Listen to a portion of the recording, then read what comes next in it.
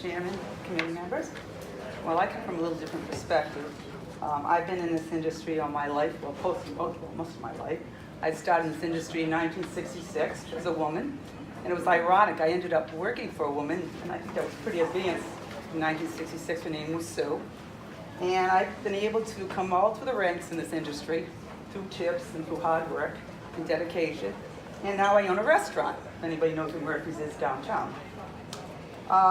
What I would like to look at is mostly about the tip situation.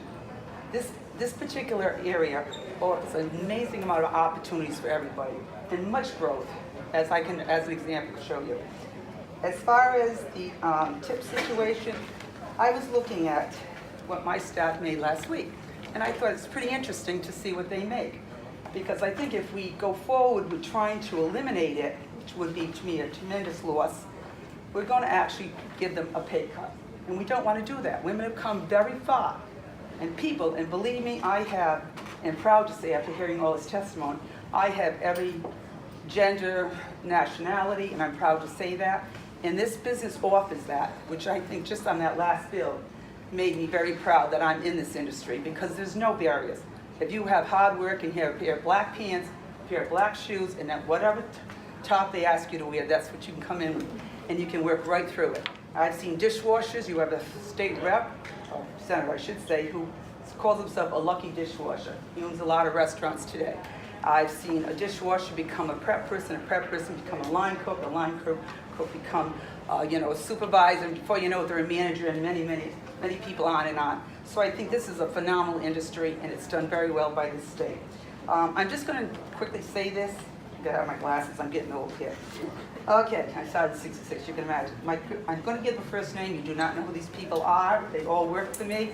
And this was just last week. It can be taken from my books. I can verify this at any time. Susie, with her, I'm going to add the 389, folks. I'm going to stop the first one without the 389, then I will add the 389. Susie made $27.55 in tips plus 389 was $31.44 an hour last week. This is Murphy's. I'm a pub. I'm not high-end. I'm in the middle of the road. Tracy, by the way, she's going to school at Johnson & Wales to be a counselor. So she can work around her life. And I think that's the best part of this. And a lot of women, single mothers, I was one at one time. They can work around this. They can work, I work around everybody and watch their success, because that's what this industry does, give people success. Tracy is also a school counselor at Classical High School. She's also a professional photographer. She made $27.84 an hour last week. Melissa made $36.29 an hour. She works in a church, and she also works as a receptionist in a salon. Elaine is a bookkeeper. She made part-time. These are part-time, $29.14 an hour. Amanda, a mother of 4 right now, has to fit in her life with 4 children. Not easy. She made $37 an hour. Jeremy works in 2 places, so he just comes in and works part-time for me, and not always the best shifts. He made $26.91 an hour. Mike has 3 children. He works part-time for me in another place as a bartender. Last week he made $26.17 an hour. Stephanie also works part-time for me, made $27.81. Candice works for me and also works for a pharmacy. She worked $31.27. Joshua works another restaurant too, and my restaurant. He works a couple slower shifts. He made $20.33 an hour. Rachel did $18.60. She's a new mother. She can't work that much. Likes to work at the beginning of the week. So she doesn't take the back shift. She wants to be on days because she has someone to take care of her child during the day. So all this happens, by the way. Then we have Dominic. Dominic doesn't like to work too many fast shifts. He's getting older. He wants easy shifts to begin the week. So he actually made $18.10 an hour last week. And Patrick made $20.26, and that's because he took Saturday night off. My point is the ability to make money in this industry. What you'll be doing by eliminating the tip wage would be making, number one, they would take a pay cut. They would not be able to work the hours. Well, I'm very flexible, giving them whatever hours they can work. That was my chart on that. The tip range is phenomenal. I'm a pub, and I'm probably low price compared to most places. So this is modest. This is modest money in this industry, and it's open to everybody. You don't even have any student loans. You don't pay for your training. You come in, we train you, we give you an opportunity. Not even a student loan you have. I know my son's still paying it. He was a business and economics major. He graduated URI. He went back to school, got about 25% weight with his master's, and I caught him up. I grabbed him in, and now he's working. very hard. He could be in any office and do anything. He just loves the industry. Sometimes I wonder why I do, to be honest, but it just gets in your blood. The effect on the business climate, I think everybody told us about the effect on the business climate. Number one, prices would have to go up. Who are we going to pass it on? A middle class again. Who pays for this? The middle class. You're going to make it, sometimes people aren't going to walk into a restaurant anymore because, you know, I have all walks of life. That's what I love about Murphy's. It's everybody comes in there. You know, from the people with the babies to the old man that wants to sit in the corner and have his corned beef and his beer. So you would make it almost cost prohibitive for people to come out.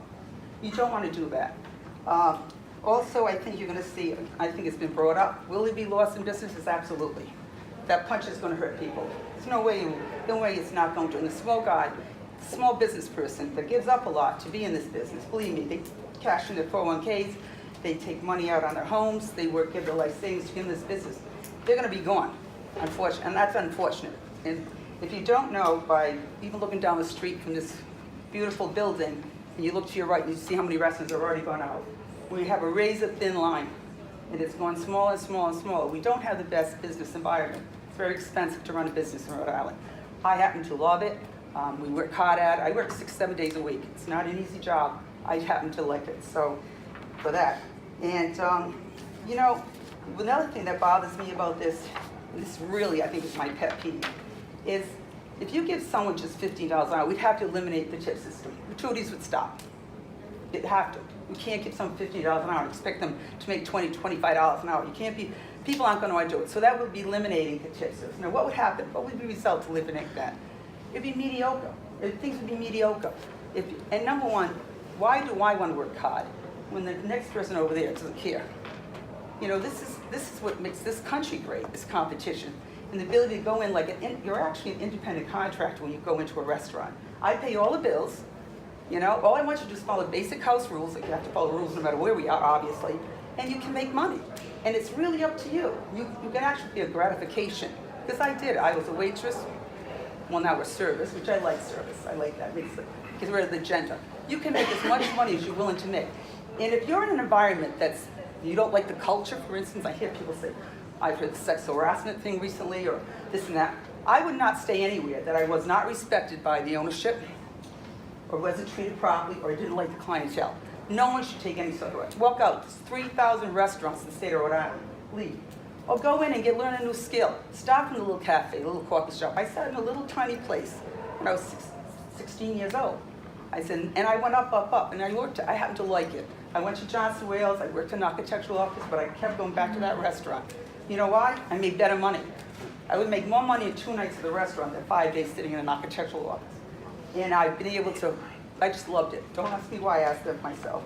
In fact, there was an article, not an article, something that was sent over by the hospitality industry, and they're doing a little course.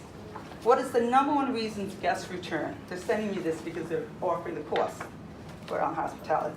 I'm just going to read the first line. Answer, personal recognition and remembrance. The number one reason guests cite for wanting to return is recognition. Says New York-based Legend Hospitality, Danny Meyer. What is recognition? Basically, it means being seen, literally and figuratively, being acknowledged, welcomed, and appreciated. I tell my staff, I brought it up constantly, everybody who walks through the door is a gift. And that sense of people at one-on-one is why probably Murphy, well, we're in 89 years, I've been there now 39.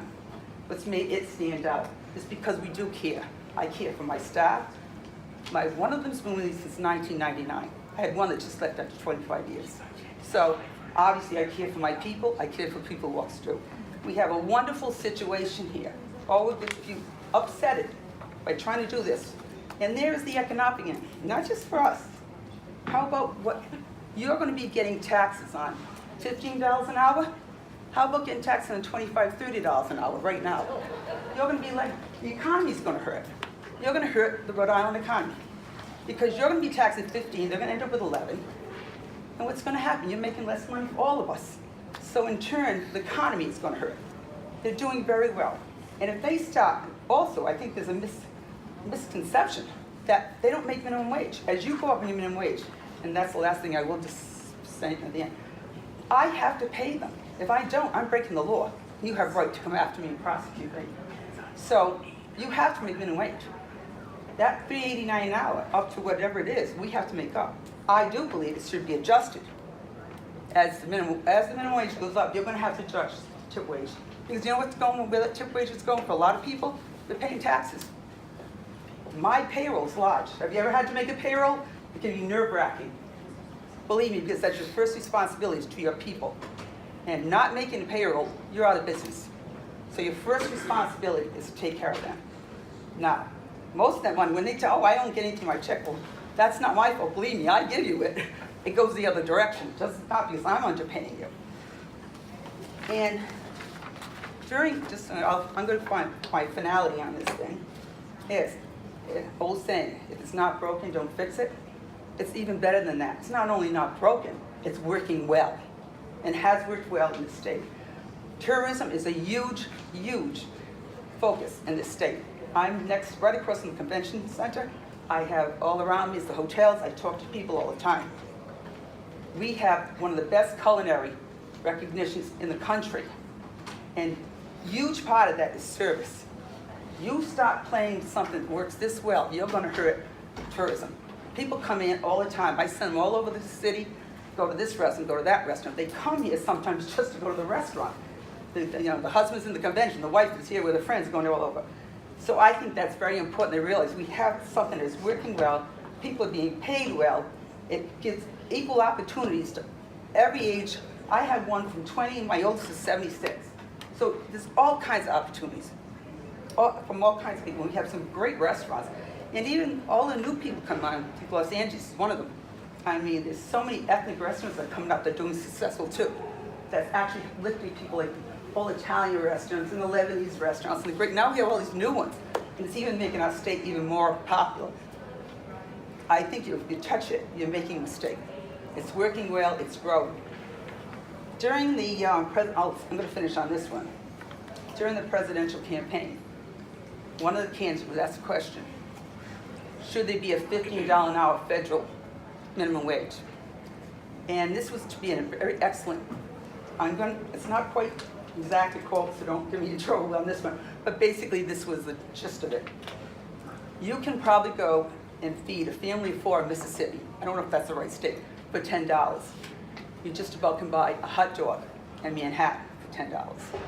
The point being is, you have the responsibility to know how much we can handle. I'm not against minimum wage, I'm not. I want everybody to make good money. But make sure that this economy and this state and the people you're pushing this on can handle it and not hurt everybody. Thank you. Thank you. Thanks very much. And, any questions?